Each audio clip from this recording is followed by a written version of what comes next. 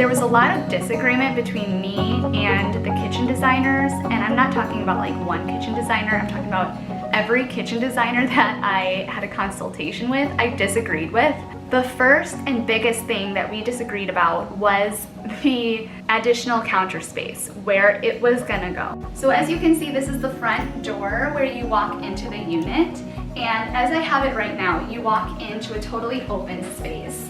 One of the things that they had pushed me on was putting the additional counter space in the form of an island right here, kind of blocking off the hallway from the kitchen. There were a couple of things that I really hated about that idea. I love to entertain. If I had an island that was separating the kitchen from the hallway, while that kind of makes sense to have a flow going into the living area, if people wanted to sit at that island, they would be sitting right in the hallway of the unit. So what I preferred to do was make a little peninsula in the kitchen so that when you walked in, you were walking into an open, airy feeling, and everybody who was sitting at the peninsula could see whoever it was walking through the door. Because I love to cook and entertain, it was also important to me that there was a separation between the kitchen and the living room. Because when you're making a huge meal, you don't necessarily want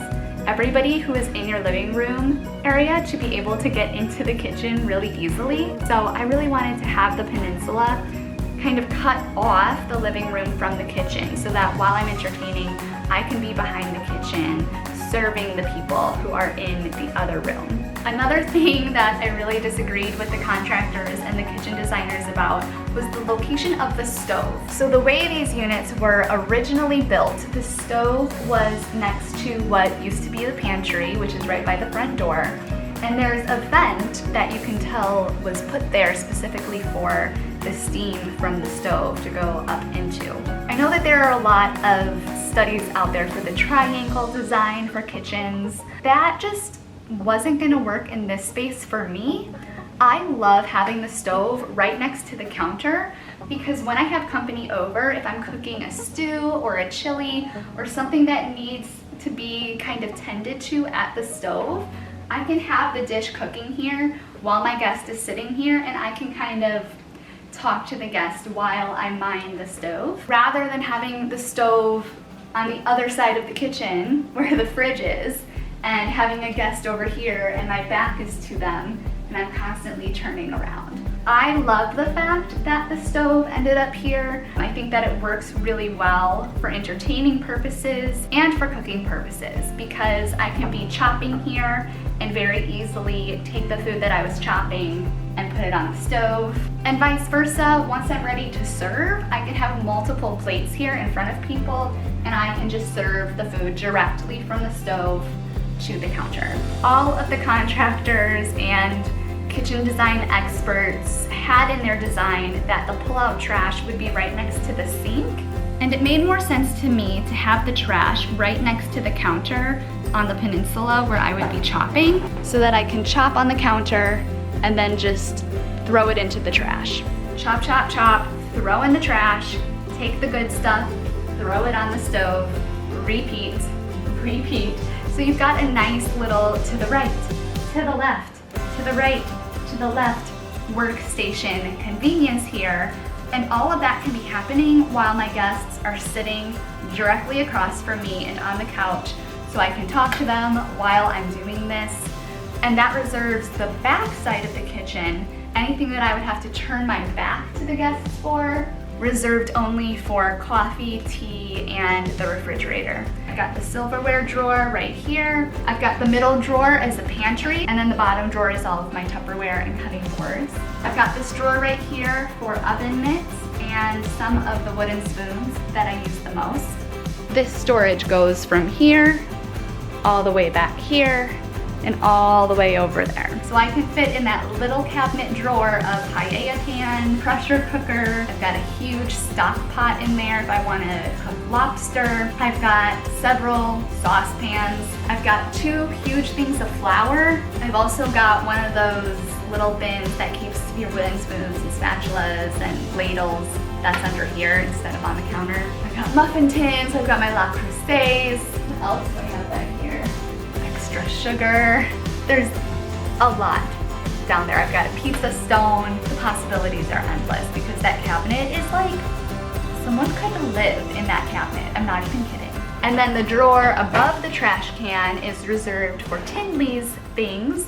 I've got her halter, I've got her Simparica, her Interceptor extra poop bags, things like that. I did put in a dishwasher. I was against doing that. In my original kitchen, I didn't have a dishwasher. I didn't have a dishwasher for 4 years living here, and it was never an issue. You just fill up the sink and wash the dishes, and it's not a big deal. So I was actually kind of against a dishwasher. I thought it would be better to have more storage, but I ended up with more storage than I need and a dishwasher. I was able to find a really slim, it's not a full-size dishwasher, it's a slim, tiny dishwasher by Frigidaire. I love it. I've had no issues with it, and it's really tiny. I actually was introduced to those dishwasher sizes when I was staying at an extended stay hotel. There's way more space in it than you think. I can entertain 4 or 5 people and fit all of their things in that dishwasher afterwards. Glasses, plates, bowls, silverware. I would say I run it probably once a week. Other than the island being the biggest disagreement between me and the contractors, the other thing that everybody disagreed with me about that I'm absolutely in love with is the blind corner in the back of the kitchen. All of the contractors told me that this was wasted space and it was a big mistake, but I love it, and let me tell you why. When you first walk in from the front door and you look over here to the kitchen, you see the sink, you see the dishwasher, the stove, the microwave, this open peninsula, and the coffee bar. What you don't see are all of the dirty dishes that had been cleaned and are drying in the drying rack, and I love that because they are all hidden in this quote wasted space area.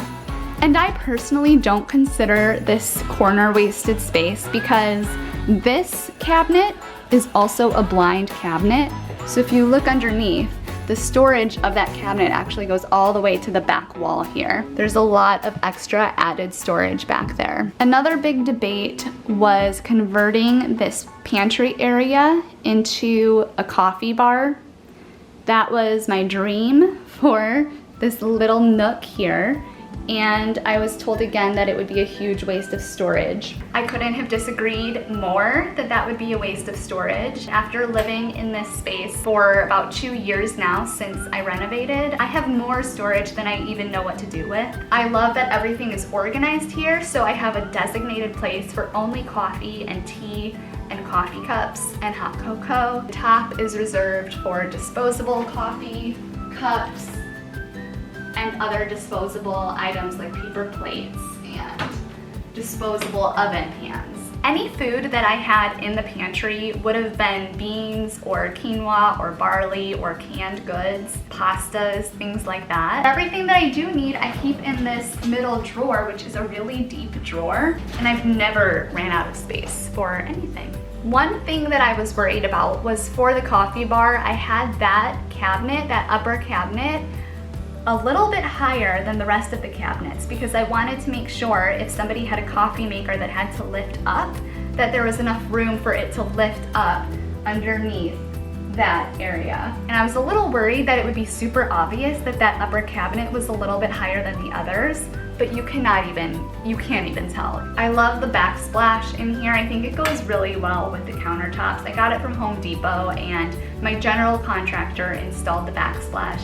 They did an amazing job. They did it in like less than a day. And I think it really makes the place feel like an actual home versus a condo in the city. I got my cabinets from Cabinets to Go. I wouldn't get it from there again. I got the stools from Bob's Furniture. Everything in my house is from Bob's Furniture. I love Bob's Furniture. And I got the counter, I'll have to check where I got the counters from because I'm completely blanking on it right now. But what I will say is that when you can choose your countertop, there's an option that gives you a preview of the slab that they're cutting. And I highly recommend, usually it's a little bit more money. I think it was like $20 or $30 more to get the preview, but I highly recommend getting a preview of the slab before they cut it because there are imperfections in the slabs that they have. They try their best to find a good part of the slab that doesn't have a huge blunder or imperfection in it, but in the first round, they did cut it in a way that would have shown an impurity in it. And I was able to tell them, no, I want you to cut it this way instead of that way. I do recommend paying a little bit more to do that because it is worth it. I went with granite. I did not go with quartz. Everybody said to go with quartz. I went with granite. I love granite. I thought that this slab was beautiful and it was more cost effective. You do have to reseal it every couple of years, but for me, it was worth it. I mean, I'm not living in the Taj Mahal. All of the appliances are Frigidaire except for the fridge. This fridge was like, swear to God, one of 2 fridges in the entire United States of America that was counter depth and as skinny as it is to fit in this space that had water in the door. It was really important to me to have water in the door of the fridge because I drink like a fish. I drink so much water. I'm like constantly drinking water. This was literally the only one. There was one other fridge that was counter depth and that skinny. I can't remember who made it, but what I didn't like about that other fridge was the freezer. It was like a freezer fridge open like this kind of design. That's great, but you can't fit a huge pizza box in a freezer that opens like this. My favorite thing about this freezer, which this came off within like the first year of having it, but whatever. I can put a big flat frozen pizza box here and it fits. And then it also has these really deep drawers, which I also find very nice. So that's it. Those are the takeaways from my tiny kitchen remodel. I'm very happy with the fact that we did a peninsula instead of an island. I love that I have that blind corner in the back to hide the dishes as they're drying. I would have hated it to have the dishes in the center here or somewhere really visible when people walk in, they can see all the pots drying. I think I love this fridge more than I will love my firstborn child. And I'm obsessed with the coffee bar. I hope that some of these tips brought you some ideas or sparked some creativity inside of you too as you remodel your kitchen. If you have any questions about anything that I purchased or any hurdles that I encountered, let me know, just comment. I would definitely remodel a kitchen again if the place was purchased way below market value, which this place was. I don't see a point in renovating a kitchen because it's such an expensive undertaking. I don't see a point renovating a kitchen that was built recently or was bought close to market value. I just don't think it's worth it. I think at that point you should just buy a different house. But in this case, it worked out so far for me.